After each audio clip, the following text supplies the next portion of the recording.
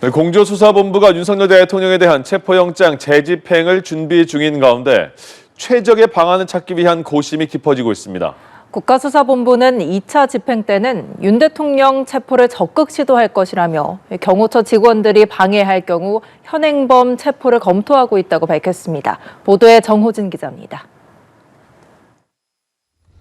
국가수사본부는 윤석열 대통령에 대한 2차 체포영장 집행과 관련해 고위공직자 범죄수사처와 공조를 공고히 유지하겠다는 입장을 분명히 했습니다.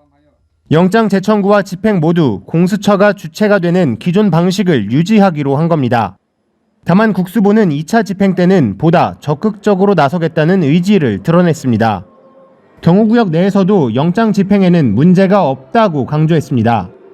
2차 집행 때는 윤 대통령 체포를 적극적으로 시도할 계획이라며 윤 대통령의 소재도 파악하고 있다고 밝혔습니다.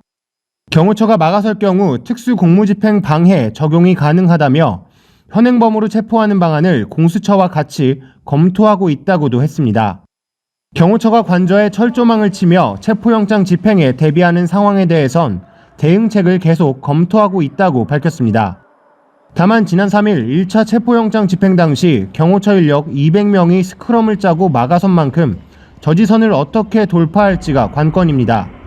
국수본은 1차 집행 당시 특수단 인력 120명 이외에 업무 지원 형태로 인력 50명을 추가 파견했는데 2차 집행 시도를 앞두고 충원 여부를 검토 중입니다. 2차 집행 때 경찰특공대를 투입할 가능성에도 할 수 있는 방안을 검토한다며 여지를 뒀습니다. 1차 체포영장 집행 당시에는 투입을 논의했지만 최종적으로 투입하진 않았습니다. 한편 국수본은 1차 영장 집행 당시 대통령 경호처가 저지 과정에서 사병을 동원한 사실을 확인했다고 밝혔습니다.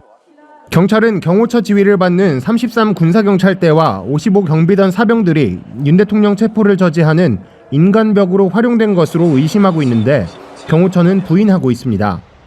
연합뉴스TV 정호진입니다.